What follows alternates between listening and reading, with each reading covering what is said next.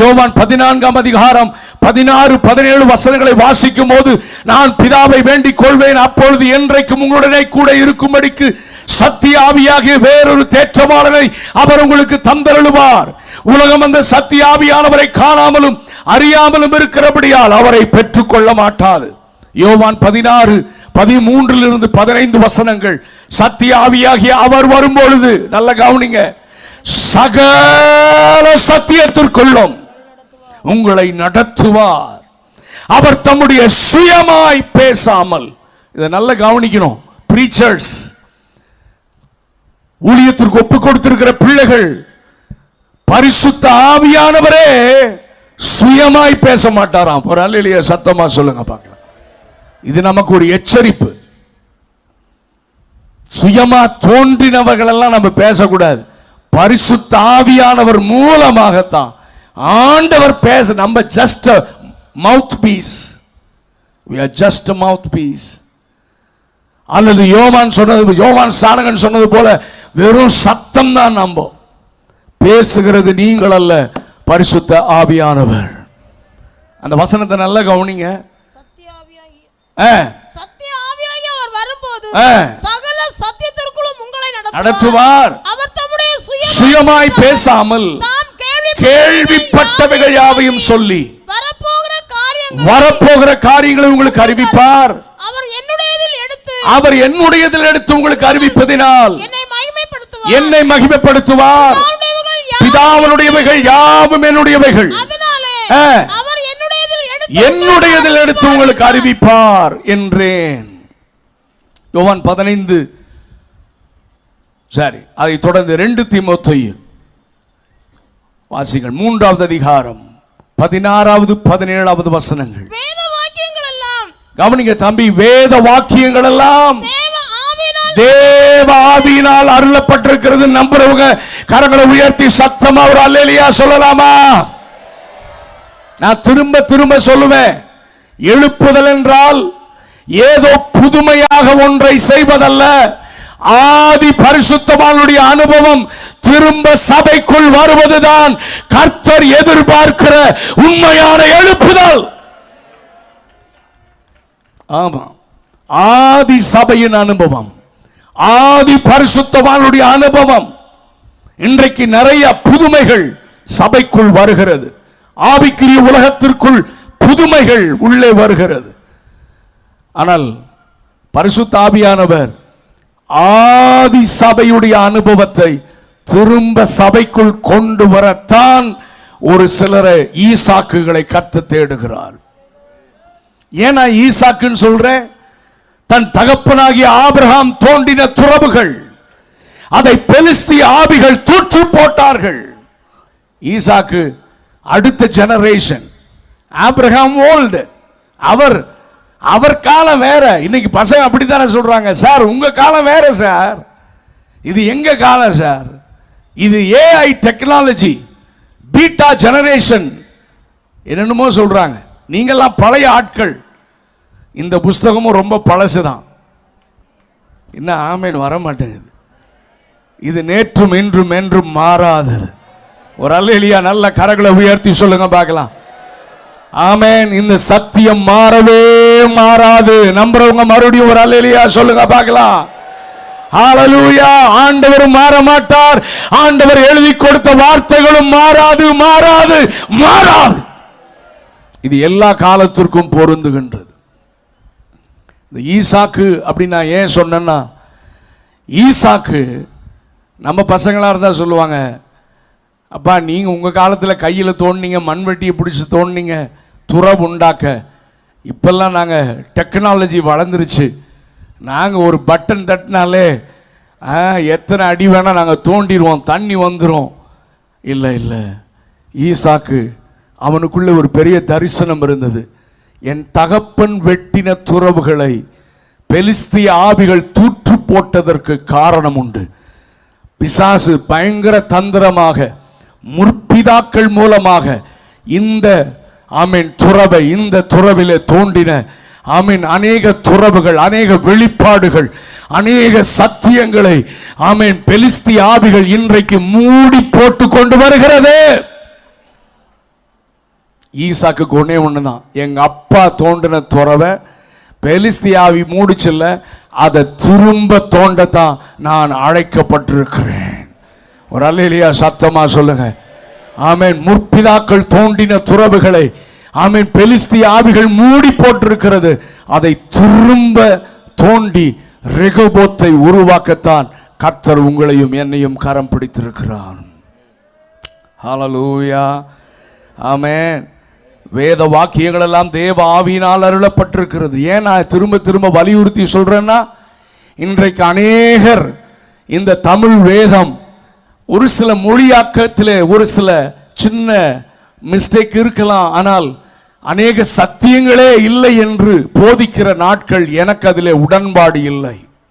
நீங்கள் ஹீப்ரூ படித்தாலும் சரி, கிரீக் படித்தாலும் சரி, இது இன்னும் என்ன லாங்குவேஜ் படிச்சுட்டு வந்து நான் வைத்திருக்கிற இந்த பைபிள் தவறு என்று நீங்கள் சொன்னால் என்னால் ஒத்துக்கொள்ள முடியாது. ஏனென்றால் நம்முடைய முற்பிதாக்கள் அவர்களுக்கு ஹீப்ரூவும் தெரியாது, கிரீக்கும் தெரியாது, இன்டர்நெட்டும் தெரியாது, செயின் ரெஃபரன்ஸஸும் தெரியாது, ஏன் டேக்ஸ் பைபிள் கூட தெரியாது. ஒன்னே ஒன்று தான் தெரியும், முழங்கால் பைபிள் காலேஜும் கிடையாது.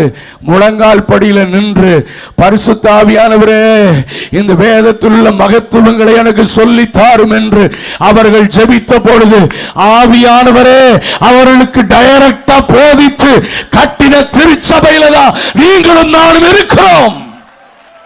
கரங்களை உயர்த்தி ஒரு அல்லேலூயா சொல்லுங்க பார்க்கலாம். எனக்கு அந்த வெளிப்பாடு போதும், அந்த சத்தியம் எனக்கு போதும். என் முற்பிதாக்கள் மூலமாக வெளிப்படுத்தப்பட்ட ஒழுக்கமான ஆமென் பெந்தகோஸ்தே உபதேசங்கள் எனக்கு போதும். ஹல்லேலூயா. இன்னைக்கு நீங்க உங்க அறிவை மண்டைய நம்பி வந்து ஒன்னும் குழப்ப வேண்டாம். நான் கற்றுக்கொண்டதில் நான் நிற்க விரும்புகிறேன். நான் அறிந்த சத்தியத்தில் நிற்க விரும்புகிறேன்.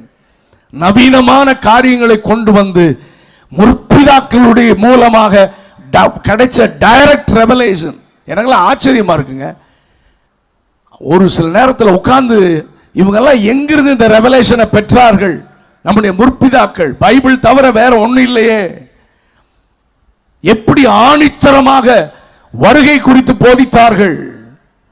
மனிதனுடைய உடம்புல வைக்கிற சிப்பு முதற்கொண்டு அவர்கள் விஞ்ஞானத்தை கூட போதித்தார்கள். எப்படி? பரிசுத்த ஆவியானுடைய வெளிப்பாடு. இன்னைக்கு வெளிப்பாடுகள் உள்ள பிரசங்கங்களே தேவை. கரங்களை உயர்த்தி ஒரு அல்லேலூயா சொல்லுங்க பார்க்கலாம். தீர்க்க தரிசனமான செய்திகளை இன்றைய சபைக்கு தேவை. தெபோராள் என்கிற தீர்க்கதரிசி இருந்தாள். பாராக் என்கிற படைத்தலைவன் அந்த பாராக்கை தட்டி எழுப்புகிறாள். பாராக், அதைத்தான் கர்த்தர் உன்னை சத்துரு ஒப்பு கொடுக்கிறேன்னு சொல்லிட்டாரு, என்ன பண்ற, எழும்பு போ. அவன் சொன்னா நீங்க வந்தாதான் போவேன். அப்படின்னா என்ன அர்த்தம் சொல்லுங்க? என்ன அர்த்தம்? I need prophetic voice. I need prophetic voice. எனக்கு தீர்க்க தரிசன சத்தம் தேவை. எதிரியை அழிப்பதற்கு, சபை வெற்றி பெறுவதற்கு எனக்கு தீர்க்க தரிசன சத்தம் தேவை. இன்றைய சபையின் தேவை prophetic voice, தீர்க்க தரிசனமான சத்தம். சரி, இந்த 17ஆம் வசனம் அதை வாசித்து நான் ஜெபம் பண்ணி முடிச்சிடுறேன். அவைகள் உபதேசத்துக்கும், கவனிங்கள், அந்த வசனங்கள் உபதேசத்திற்கும், கடிந்து கொள்ளுதலுக்கும், நல்ல கவனிங்க, கடிந்து கொள்ளுதலுக்கும், சீர்திருத்துதலுக்கும், நீதியை படிப்பிப்பதலுக்கும் கரங்களை உயர்த்தி ஒரு அல்லேலூயா சொல்லுங்க பார்க்கலாம். வேத வாக்கியங்கள் எல்லாம் தேவ ஆவியினால் அருளப்பட்டிருக்கிறது. ஊழிய செய்கிற ஒரு மனிதன் அதிலே தேறினவனாக தகுதியா இருக்கணும். ஏன்னா அந்த வசனங்கள் மூலமாக சரியான உபதேசம் வெளிப்படும். கடிந்து கொள்ளுதல் சபையில் வெளிப்படணும், சீர்திருத்தல் வெளிப்படணும், நீதியை படிப்பிக்குதல் வெளிப்படணும். இன்னைக்கு செய்தி, இன்னைக்கு பிரசங்கங்கள், இன்றைக்கு சபை ஆராதனையில் கூட இந்த காரியங்கள் அடங்கி இருக்க வேண்டும். உபதேசம் தெளிவாக போதிக்கப்பட வேண்டும். இன்றைய தலைமுறைக்கு உபதேசம்னா அடிப்படையான உபதேசங்கள் அநேகருக்கு அதிலேயே தெளிவில்லை. உபதேசங்களிலே இன்றைக்கு பயங்கர குழப்பங்கள். அதை மிக தெளிவாக போதிக்கத்தான் நாம் வேதத்தை நன்றாக பரிசுத்த ஆவியின் உதவியோடு வாசித்து தேறினவர்களா இருக்கணும். பேசிக் ஃபவுண்டேஷனல் டாக்டரின்ஸ் நமக்கு தெரியும். மனம் திரும்புதலை குறித்து இன்றைக்கு திரும்ப திரும்ப சபையிலே சத்தம் கேட்கப்பட வேண்டும். ஒரு அல்லேலூயா சத்தமா சொல்லுங்க பார்க்கலாம்.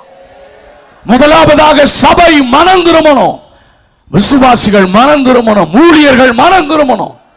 நம்ம மனம் மாறாம எழுப்புதல் வராது. யோவான் ஸ்நானகனை போல மனம் திரும்புதலை ஆணித்தரமாக பேசுவதற்கு இன்றைக்கு ஆட்கள் தேவை. இரண்டாவதாக பாவ மன்னிப்பிற்கென்று ஞான ஸ்நானம், பரிசுத்த ஆவியின் அபிஷேகம், பிரித்தெடுக்கப்பட்ட வாழ்க்கை, பரிசுத்தவானுடைய ஐக்கியம், அப்பம் பிட்குதல், ஜெபத்தில் தரித்திருத்தல், சபை கூடி வருதல், தேவனுடைய திரித்துவம் பிதா குமாரன் பரிசுத்த ஆவியானவர், இரண்டாம் வருகை இயேசு கிறிஸ்துவுடைய இரண்டாம் வருகை, இயேசு கிறிஸ்துவுடைய நித்திய நியாய தீர்ப்பு, இவையெல்லாம் மிக தெளிவாக திரும்ப திரும்ப போதிக்கப்பட வேண்டும். நம்புறவங்க மட்டும் ஒரு அல்லேலூயா சத்தமா சொல்லுங்க. ஆமென். கர்த்தர் எனக்குள்ளே கொடுத்த ஒரு பெரிய பாரத்தை நான் உங்களோடு கூட பகிர்ந்து கொள்கிறேன். இங்கிருந்து போகும்போது சும்மா இன்னைக்கு ஏன்னா இவ்வளவு பாரத்தோடு பேசுறேன் தெரியுமா? 195 பிரசங்கங்கள் என்னால கேட்க முடியல. கர்த்தர் உன்னை அதை பண்ணுவார், தடவுவார், உன்னை தூக்கி விடுவார், கண்ணீரை துடைப்பார். ஏய், போய் தெருவில் நின்று பேசாது, சபைக்குள்ள உபதேசத்தை பேசு, பக்தி விருத்தி உண்டாக பேசு. ஒரு பரிசுத்த சந்ததியை சபையில எழுப்ப பரிசுத்த ஆவியால் நிறைந்து ஆரோக்கியமான உபதேசங்களை சபைக்குள் பேசு. சபை தாளாட்டுகிற இடம் அல்ல, சபை உருவாக்குகிற இடம், யுத்த வீரர்களை உருவாக்குகிற இடம். சத்தியத்தை அறிவீர்கள், சத்தியம் உங்களை, சத்தியத்தை அறியணும். சபையில காலையில பாஸ்டர்ஸ் இன்னைக்கு பிரசங்கம் பண்றத பார்த்தா கண்ணீர் துடைப்போர் அறையப்படணும். ஒரு பரிசுத்த கூட்டம் சபையில எழுமணும். சபை சபை சபை ஆமென். கிறிஸ்துவின் மனவாட்டியாகிய சபை மணவாளனுக்கு ஏற்ற மனவாட்டியாக அலங்கரிக்கப்பட வேண்டும்.